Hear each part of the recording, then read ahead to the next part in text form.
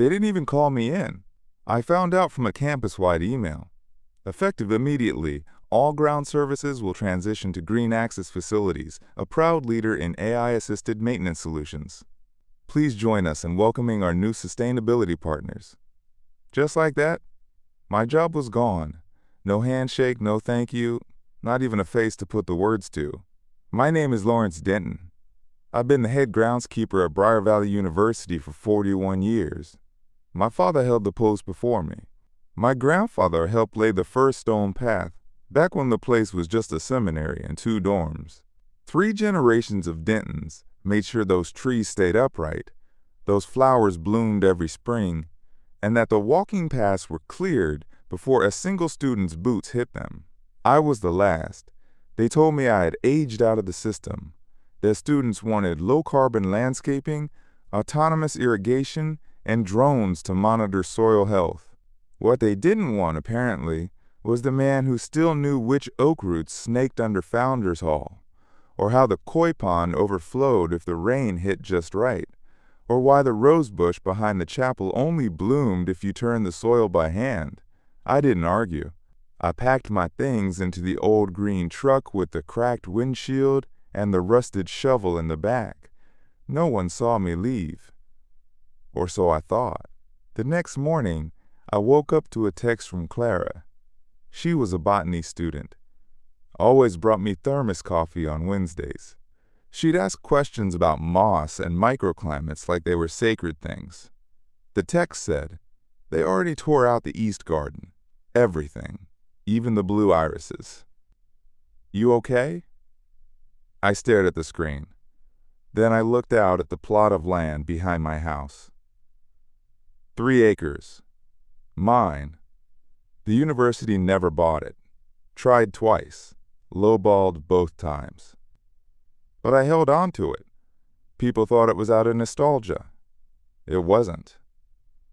That land used to be part of the original estate, before the school was founded. My great-grandfather worked it when it was still wilderness. It sat just beyond the fence line, and no one had looked close enough to see what was buried beneath it.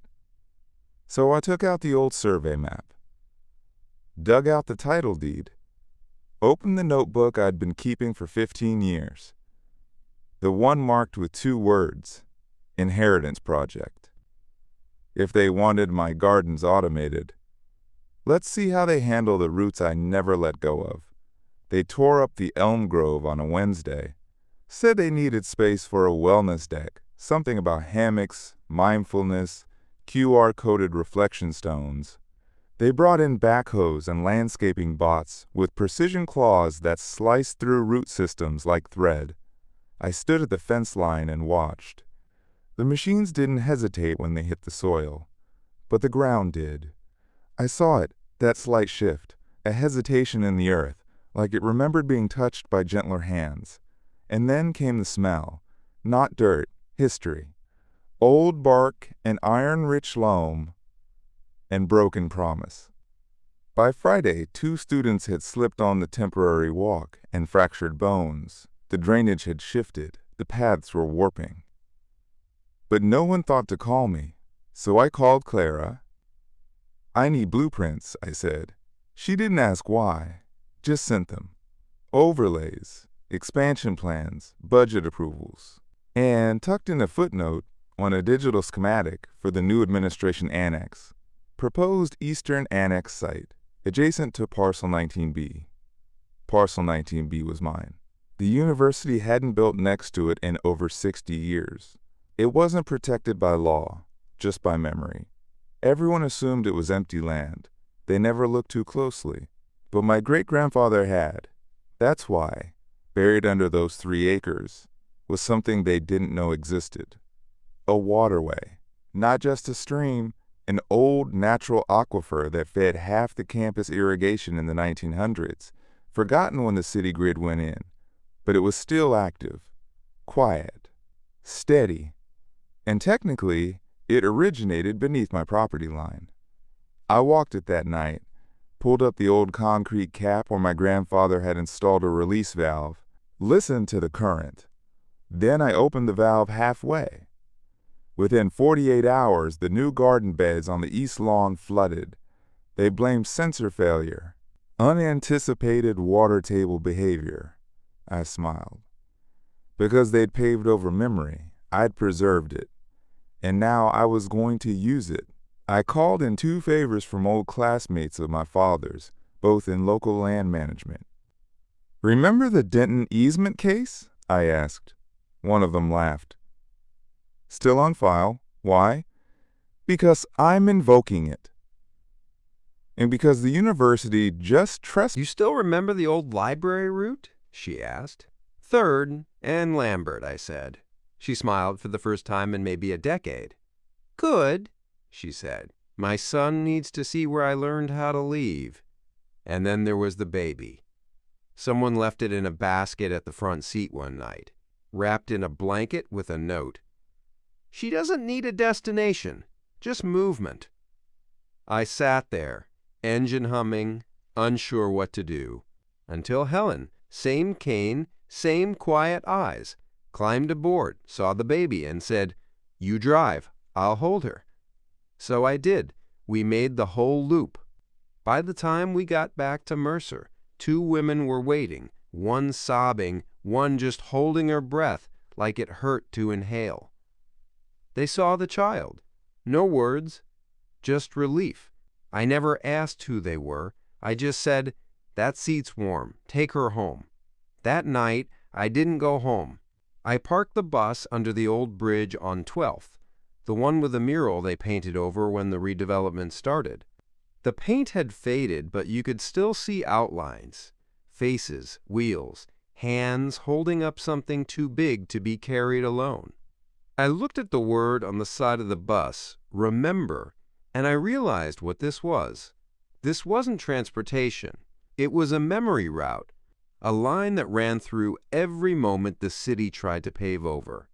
And the city was watching. Because 2 days later, I found a citation taped to the windshield. "Unauthorized transit activity. Cease immediately." No signature, but I knew who sent it. And I knew what they were afraid of. Not the engine, not the route, but the people who remembered the name of the stop. The second citation was taped to my door. "Noncompliance with municipal traffic routing. Last warning." No badge number. Just a stamped seal and a date that gave me exactly 3 days before the fines would start. I didn't stop driving. But I did change the route. Just a little. Avoided major intersections. Slipped through back alleys I hadn't touched since my rookie years. East Ridge is old. The bones of the city run deeper than its surface. You can't find the real lines on a map. You feel them. In potholes. In cracks that show up every spring in the same spot, like the road is trying to remember something too. That morning, I picked up 9 people I didn't recognize. All silent. All watching me like they'd heard something about this bus that didn't quite make sense. One woman asked if this was, quote, "the church loop." Another held a bouquet of dead flowers and whispered, "He used to ride this line." I didn't ask questions. I just drove. And then, halfway through the route, she climbed aboard. I hadn't seen her in 17 years. Amy. She used to ride Route 14 every Tuesday and Thursday. Same seat, 3rd row. Never looked up from her sketch pad. Until one day she left a drawing on my dashboard, charcoal on coffee-stained paper, of my hands on the steering wheel. She vanished 2 weeks later. Rumors said rehab. Others said she moved. One person said she never left at all. And now here she was, older, thinner, but unmistakable. "You're still driving," she said. "You found the stop." She didn't smile, just looked around the bus like it was a museum. You ever wonder where people go when the stops disappear? All the time. She didn't say more. Just sat in the same seat she always had and rode in silence. And then something strange happened. We turned onto Rosewood, where the road used to end in a cul-de-sac, but now it didn't. There was a new turn, a narrow road I didn't remember. Fresh asphalt, but cracked at the edges. No streetlights, just a curve, sloping gently downhill like it knew where it wanted to go. The GPS didn't recognize it. The route map had nothing. But the passengers? They nodded, like they'd been waiting for this. So I followed the road. Half a mile down, it opened into a clearing, an empty lot that looked like it had once been a station. Crumbling brick platform, broken lampposts, a faded sign that read, "Transfer Point." No one said a word. Then Amy stood up, walked off the bus.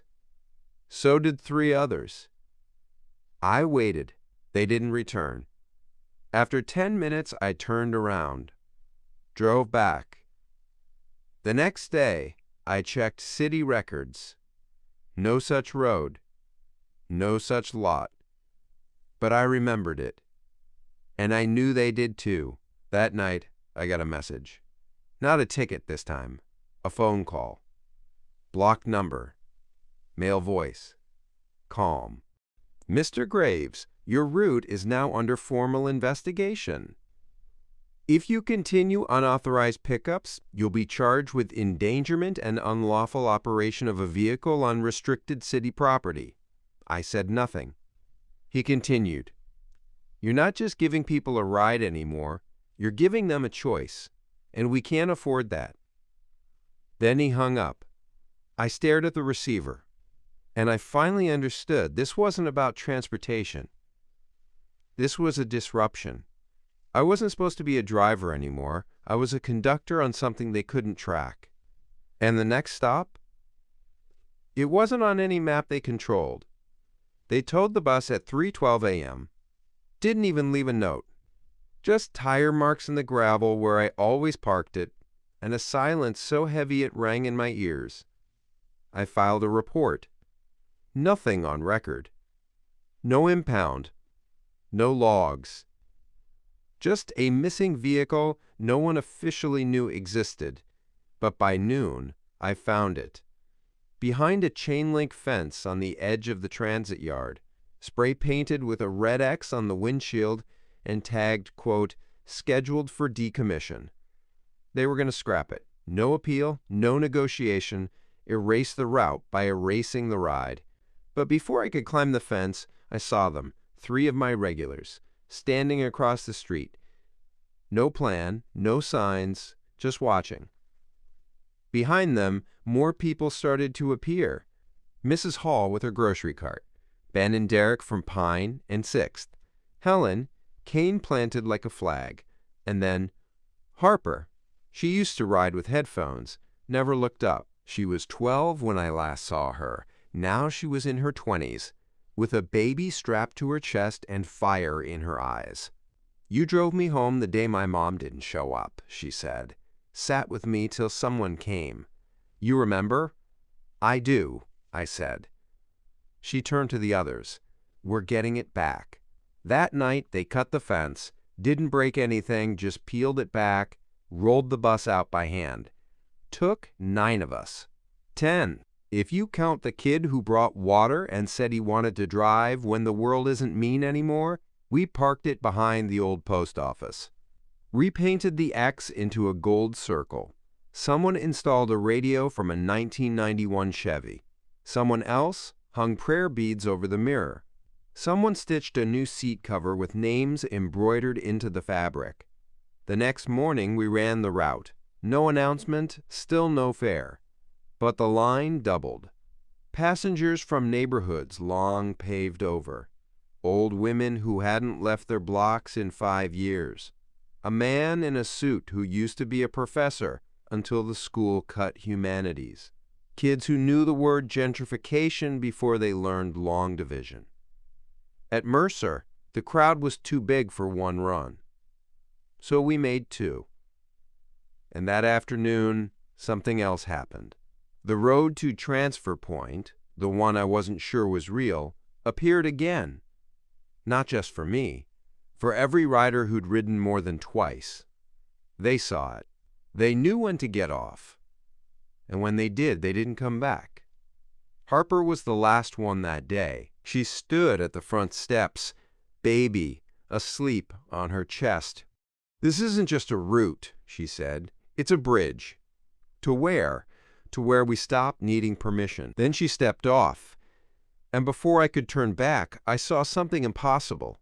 She vanished into the air. Not into fog, not into the trees, into light. No sound. Just the hush of something finished. That night I sat in the bus alone. The radio clicked on, static at first. Then a voice. Not a command, not a warning. Just a whisper. One more stop. The next morning the road wasn't there. The one to Transfer Point. Gone. Where there had been asphalt and curve, there was only tall grass and a fence no one remembered building. But the passengers? They remembered. And they kept coming. No schedule, no map.